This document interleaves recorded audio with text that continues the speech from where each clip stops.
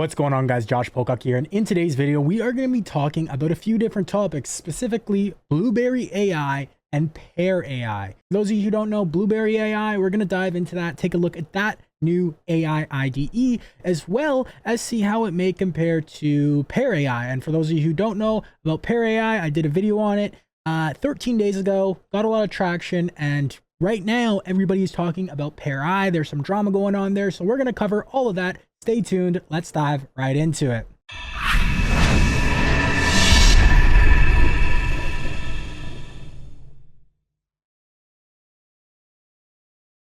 All right, guys, so this document will be linked in the description down below for free. BlueberryAI versus PearAI, open source drama, Continue.dev plus VS Code. So without ado, let's dive into what this video is about. So like I mentioned, 13 days ago, I made a video on PearAI. For those of you who don't know what PearAI is, I'll give you a brief rundown in just a second.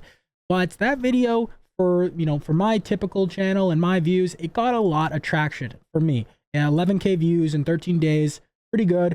At that time, I didn't see any other creator that made a video on PearAI besides the founders. And quite frankly, I didn't expect it to do so well, but it did. And it kind of just showed me that, okay, wow, okay, a lot of people are interested within PearAI. And one of the reasons for that, kind of later on, I found out, even though I knew about the founders, but they do have a large following on YouTube and other platforms as well. So if you don't know what PearAI is, it's essentially a competitor to Cursor. All right, but I also mentioned in this PearAI video, the reason I'm bringing this up too is because I actually covered this topic in depth. So it's kind of interesting. I'll leave a link to that video down below, because I did about like 5-6 minutes referencing this document or this blog post right here on builder.io. Where he's talking about open source software has consequences, and going over 99% of VS Code obviously is, since it's a fork, and then if you look at Cursor, it's only about 1% of the actual app is Cursor's code. So I'm not going to go over this. I would definitely recommend checking this blog post out if you're interested on it, as well as checking out the video I made on PearAI. But essentially just goes over the Cursor situation, how they took a VS Code MIT license, added some AI features, and now charge $20 a month for it. They have full control over the software and their users. Don't get me wrong, Cursor's capabilities are great. It goes beyond GitHub Copilot. So yeah, he goes way more in depth in terms of like the whole situation and like talking about the ethics, or whatever the case may be around forking open source software, then like adding a couple features, making it closed source, whatever. And some people think it's fine. Some people think, it's at the end of the day, it's legal, right? From what they're doing. And you could maybe say it's, I don't know, different people probably fall on different spectrums for ethical and all this stuff, right? I'm not here to talk about that or whatnot, but if you do want to mention what you think on that topic, you can let me know in the comments down below. He even goes on to talk about the venture capital effect of open source software. So this, like, I went over this more in depth, like I said, in that video, and I would recommend checking out that video. But it actually kind of, funny enough, like after I made that video and talked about this, kind of foreshadowed a little bit of what's kind of come about. So you don't know about the whole drama that's going on with PearAI, essentially. First off, we'll get into what is PearAI. So we talked about Cursor. Cursor is a fork of VS Code, right? Now, PearAI is a fork of VS Code, just like Cursor. Obviously, Cursor is closed source, but PearAI is also a fork of Continue.dev. So VS Code is sort of like the editor, just like Cursor, and then they took Continue.dev, which, if you don't know about Continue.dev, I've done many videos on it. It's essentially a really good AI pair programmer, a fork, or it's like a alternative to GitHub Copilot, but it's an extension. But it's really good. You can use Ollama. You can use more models than you can with Cursor, but it doesn't, of course, have like Cursor Composer and these really cool features that Cursor's now added on. And essentially what PearAI is here's the website, the open source AI editor, code editor, pretty much, I'm not going to go through the whole spiel here, but it has it has all the same features that obviously that Continue.dev has, less features than what Cursor has. It's definitely new though. They just actually officially launched now that they got VC funding. So as you can see, backed by Y.com. And this is what really stirred up the drama once this whole, funding was announced and their launch happened. So you may be wondering, well, what is BlueberryAI? How does this all come to this? Well, we need to go deeper into the forks. We're talking about forkception here, okay? So introducing BlueberryAI, and we can see here BlueberryAI, and this is just, are you tired of pouring thousands of dollars into appointment setters only to watch leads slip away? Imagine having a team of elite sales agents booking qualified appointments for you around the clock. No more wasted time on training, no more frustration with performance, and no more draining your budget on inconsistent and expensive call centers. Introducing Stride Agents, AI-powered appointment setters that work 24/7, never get tired, and book appointments while you sleep. Trained on thousands of successful conversations, our AI agents outperform human teams at just 1/10 of the cost. Join the ranks of businesses that doubled their appointments and booking rates in just a matter of weeks. Don't get left behind in the AI revolution. Visit strideagents.com now and transform your entire sales process with cutting-edge AI technology. It's time to accelerate your stride with AI agents. A project right here, I found this pretty funny on Twitter, and the open source AI programmer, code editor, a fork of VS Code and Continue.dev, and PearAI. So it's a fork of a fork of a fork. So if you want, you could go ahead and fork this and then maybe create Strawberry AI. Let me know if I should do that in the comments down below. But as you can see here, based on the Git history or commits right here, we can see renamed Pear to Blueberry pretty much every single place, removed bigotry. Just like it's really just a meme project right here. So I just found that pretty funny. You can check it out, and it's funny because it also has, like, I think it has 364 stars. So shout out to this guy who made it. It's kind of just funny little meme here. But anyways, now yeah, here's the video that I made on PearAI. You can check that out. So I noticed kind of this drama going on this morning. I checked out Hacker News and saw a bunch of stuff referencing the PearAI drama. So links to that if you want to check some of that out. But here is basically the post that stirred up everything. So this is by the founder, Frying Pan, and he basically just says, I quit my job, 200K job at Coinbase to join the first YC fall batch with my founder, Nang. We're building PearAI, an open source AI code editor. Think better Copilot or open source Cursor. But you've heard the spiel already. We launched 3 weeks ago and already have 300 daily active users. We're a fork of VS Code, so you can maintain familiarity and utility. Users so far said PearAI has up to 5 times their development, but you've probably heard this already too. So what makes us different? We're already better than Copilot due to not being restricted to OpenAI models, better generated results, and we're open source compared to Cursor. So the question begs, why does open source matter for the future of AI code editors? Well, think about where the moat is. The AI models. No, the best model on the market will be used by any of the editors out there. This means the true differentiator will be UI, UX, trust and transparency, community support, and feedback cycle distribution. These are all perfectly outlined with the benefits of open source. I explain in more details as to why here. I linked this in our doc too. This is a blog post just going over the benefits of open source and all, pretty much expanding upon those topics. So open source being the edge, and then why PearAI specifically?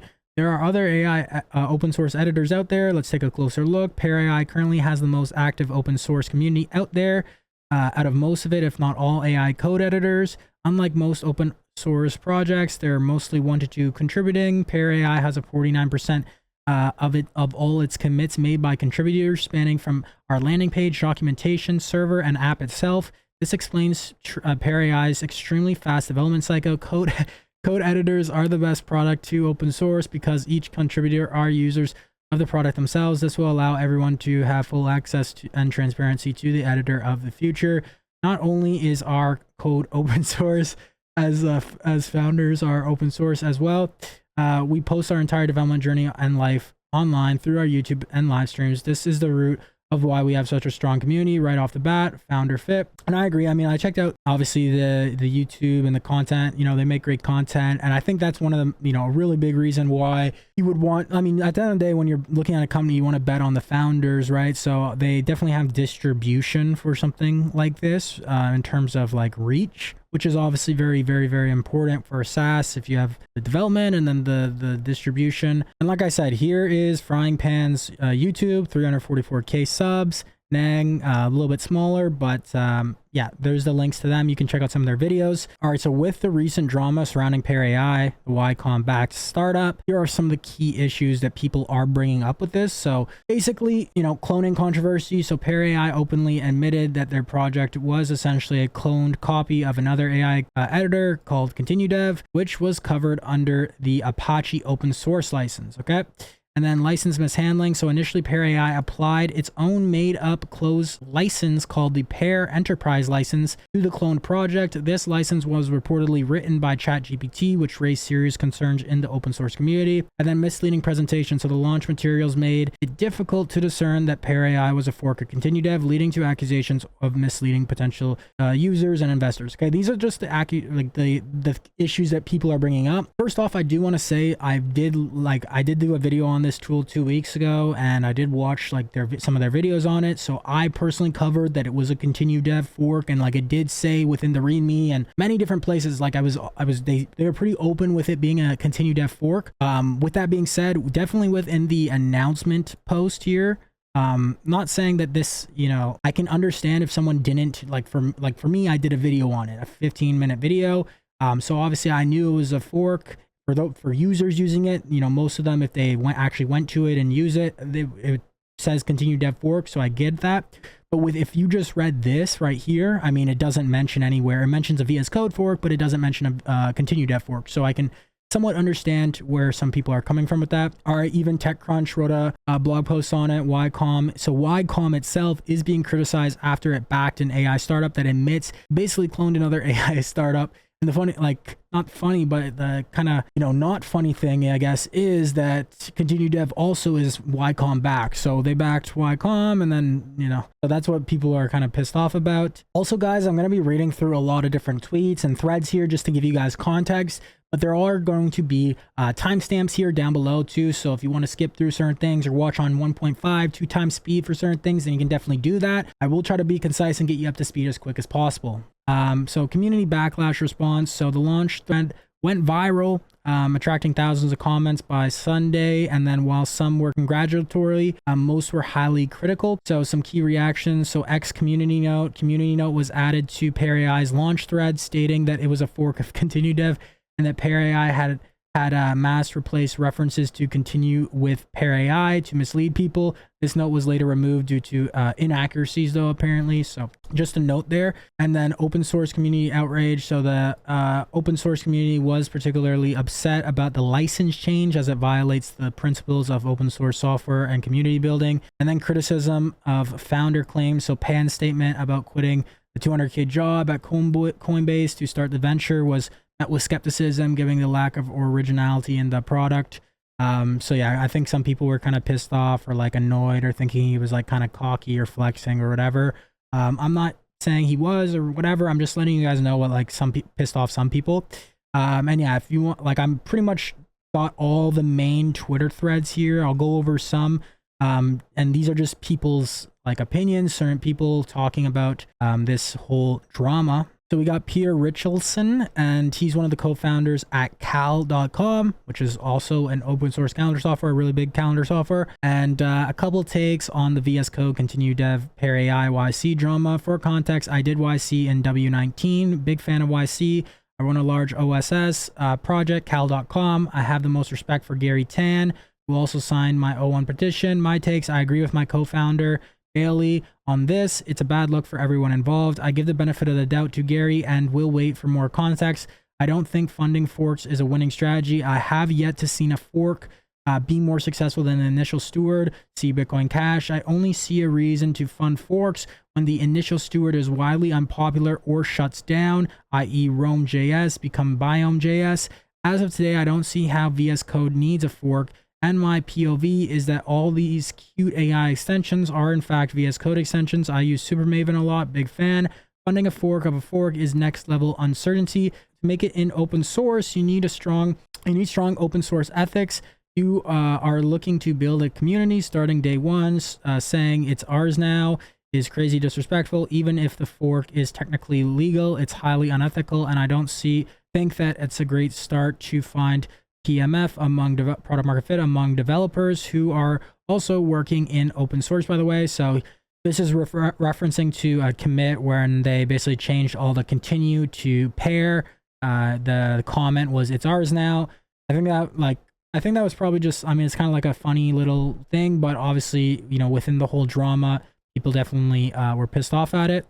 And then I'm not sure if YC actually did their due diligence on this, knowing it is a fork. The founder profile looks very strong. There is a chance they applied with something else, or whether it was a fork or not was never discussed. 500K is a pre-seed investment, and my honest guess is that this team of founders might work on something else very soon if it doesn't work out.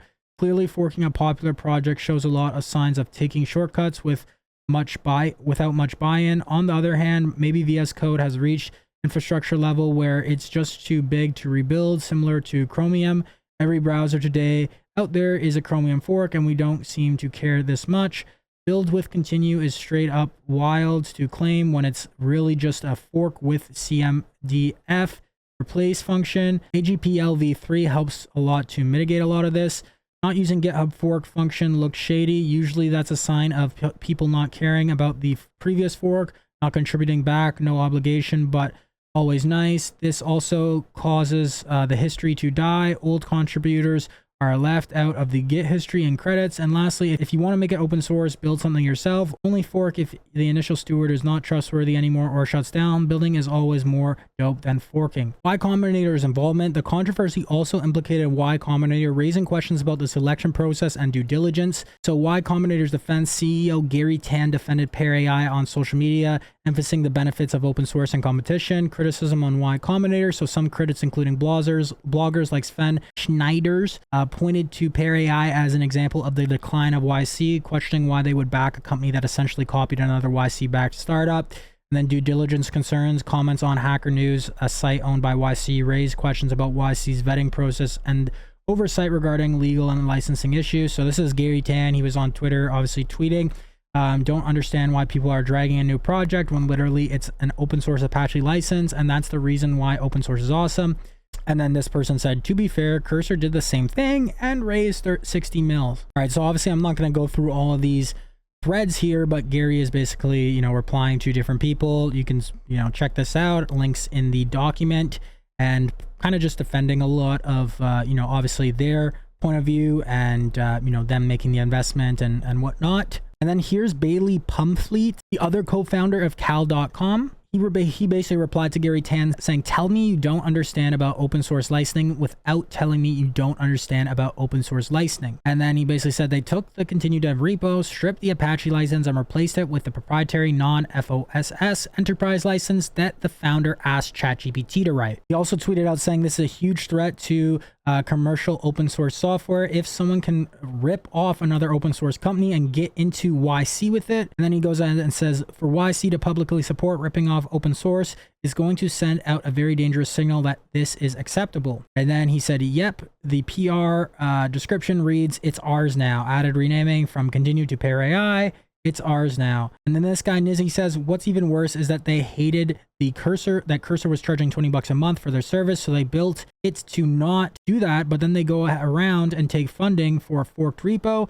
And then Bailey says exactly, if they didn't like the commercialization of Cursor, why have they joined YC? Well, they'll be expected to monetize their service in pretty much the same way. All right, so here's Frying Pan saying the community note on my tweet. We are way too open and honest for this slander. Y'all who put this here are trolling. We mentioned in the first thing about in our about section on our GitHub that we're a fork of both VS Code and Continue.dev, plus in many of our YouTube videos. And that is true. I can definitely 100% say that, you know, I mean, you can see it right here. They have that in their README and their about section. And they also, I've seen it mentioned in their YouTube videos, because I actually watched a couple of their YouTube videos. But there is at the same time good points that other people are bringing up here where, you know, this person says you illegally relicensed Pear to an enterprise non-open source license called Pear Enterprise EE license, even though Continue is Apache 2.0.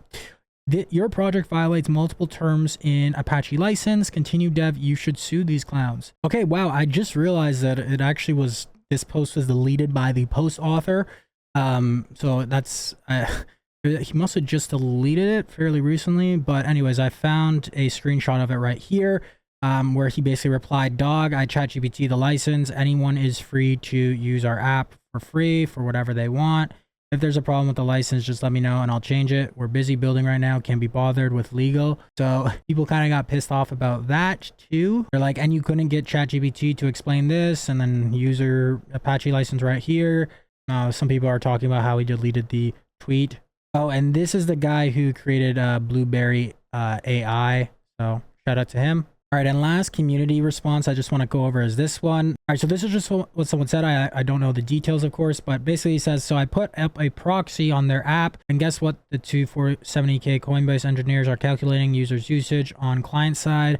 I blocked their log _ token API, and now I can access all their models without any usage restriction, LOL. So basically he's claiming to set up a proxy app, suggesting they are intercepting the app's requests, and then saying, says calculating user usage on the client side, meaning the usage data is being processed and managed on the user's device rather than on secure server.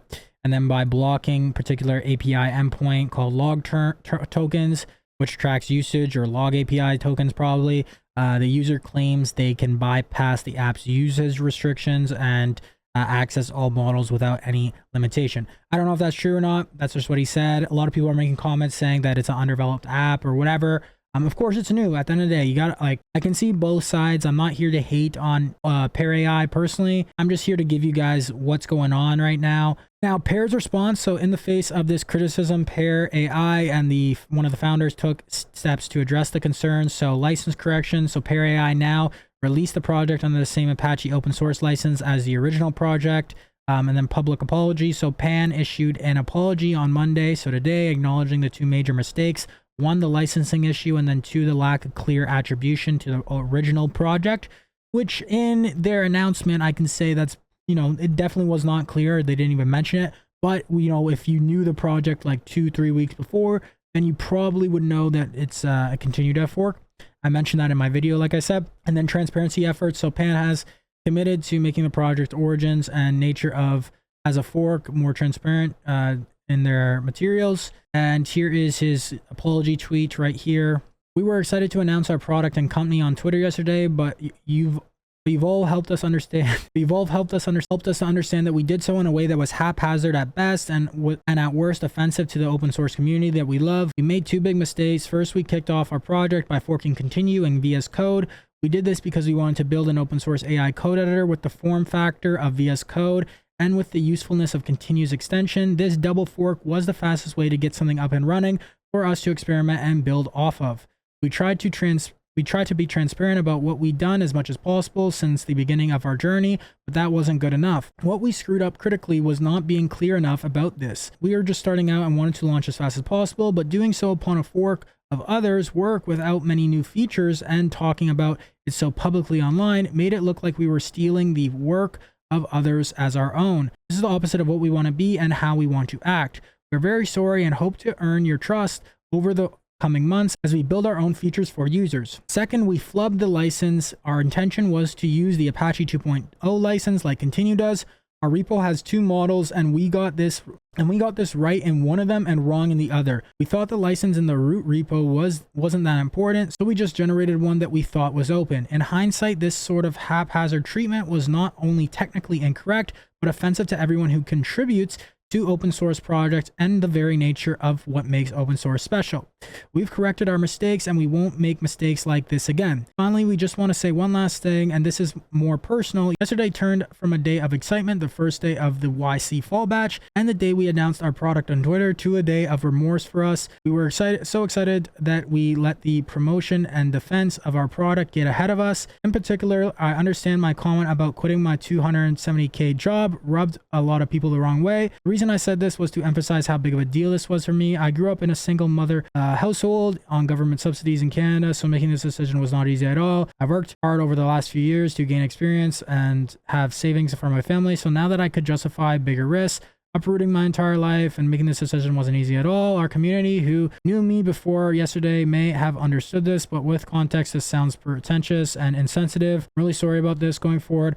we're going to improve the way we communicate and focus on making something people want. Thank you for calling us out yesterday, and thank you for reading this post. This guy says the uproar this caused is actually good publicity. You got my attention, you address the mistakes, iterate, and move forward. What do you guys think? Do you think this is good publicity or bad publicity? I mean, at the end of the day, I mean, I don't know. Some people may like be completely turned off or whatever the case may be. I don't see how they could not just like, you know, make a good product and turn this around. And they build something great, people will use it. I mean, at the end of the day, they got the reach, they got the distribution, they got the eyeballs. It's really up to them. That's my opinion. You know, if you have the distribution and you can actually build a quality product, then people most likely are going to use it. They can build something that's better than Cursor, then people are going to start using it. So broader implications, this controversy has sparked discussions about several important issues in the tech startup ecosystem. So open source ethics, the importance of respecting open source licenses and the community's principles, VC funding practices. So people are questioning how thoroughly venture capital firms, including accelerators like Y-Com, vet their investments, and then AI startup hype, reflections on the eagerness of VCs to fund AI startups, potentially overlooking due diligence in the process, and then originality in startups, debates about the value of derivative products versus truly innovative ideas in the startup ecosystem. So here's just a link to some of the Y Combinator batch right here, and this is just searched for AI code. All right, we can see, you know, PearAI, Void. I did a video on Void, the open source Cursor alternative.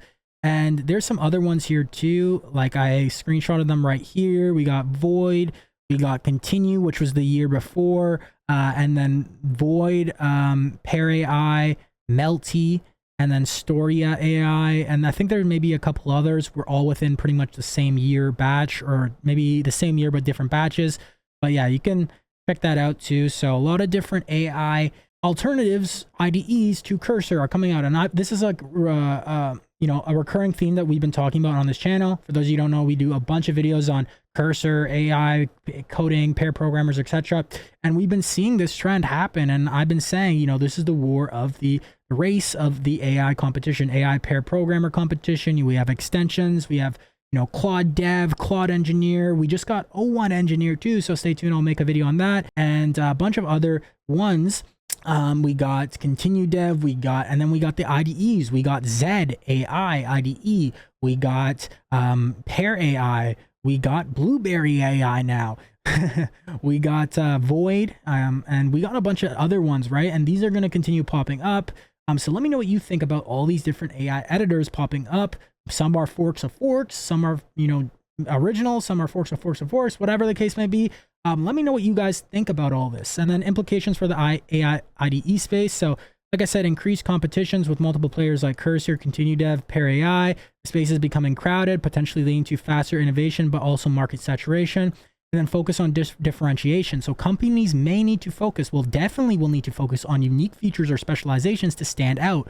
Because at the end of the day, if someone can just fork an open source software and then like add a few new features, I mean, I don't want to say anyone could do it, but you know, with the right knowledge, the right maybe a little bit of funding or whatever, even maybe if you don't need funding, but whatever, and I mean, you could do it, right? So how are you going to differentiate yourself? How are moats going to be built in software and tech, just in tech in general? Now with AI, it's making things a lot easier. So how can you differentiate yourself as a software? Me personally, I think it involves, you know, who you are as a founder, as well as what systems, structures you can set up, leveraging different systems, leveraging AI agents, all right, how you can set that up in your business, and, you know, what type of brand you can build, and, you know, how you can make things convenient for the user and solve a user's pain points in the best way possible, right? So I think that's a few different ways to build a strong moat in software, and how that's going to be evolving in the next few months, years, etc.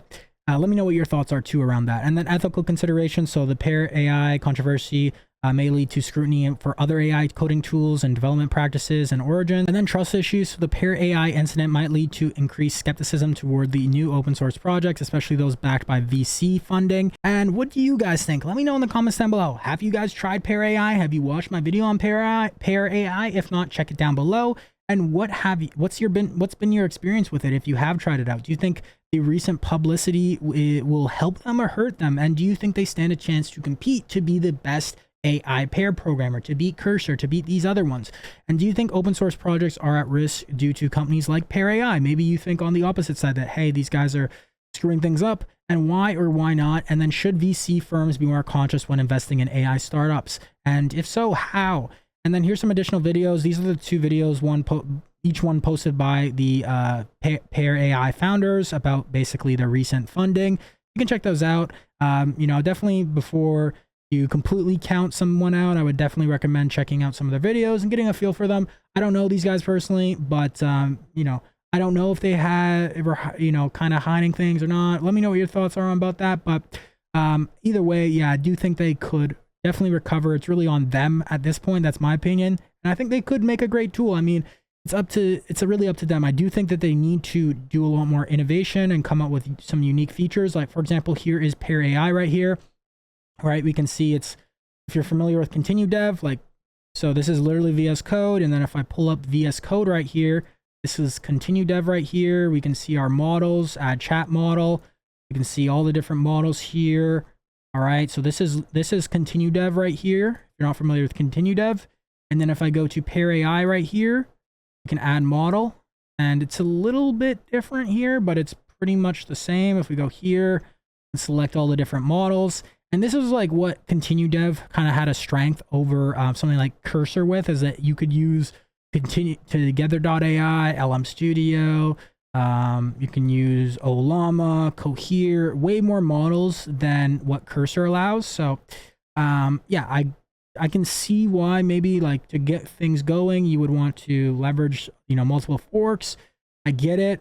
But yeah, anyways, that's pretty much it for this video. Don't want to make it too long. Just want to fill you guys up, keep you guys updated with some of this news and drama going on around the AI IDE scene, because at the end of the day, it's good to know. And this is like what we do on this channel, talk about AI coding, IDE. So this affects just the perception of other AI coders, and it affects the whole industry, right? So this type of stuff, it's definitely something that's been going on big.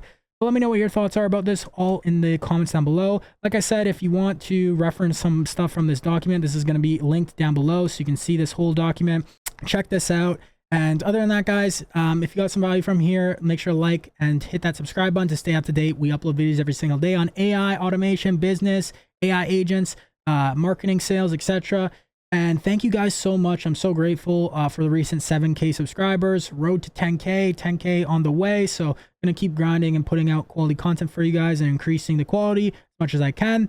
Also, too, guys, if you haven't checked out our free community, stridecommunity.com, our free Facebook group and Discord channel, link down below so you can join that. Also, too, check out strideagents.com. I'll let you guys know more about that, too, in future videos. It's really cool stuff we've been working on. Other than that, guys, I will see you in tomorrow's video. Keep hustling, keep grinding, and of course, guys, accelerate your stride. Take care.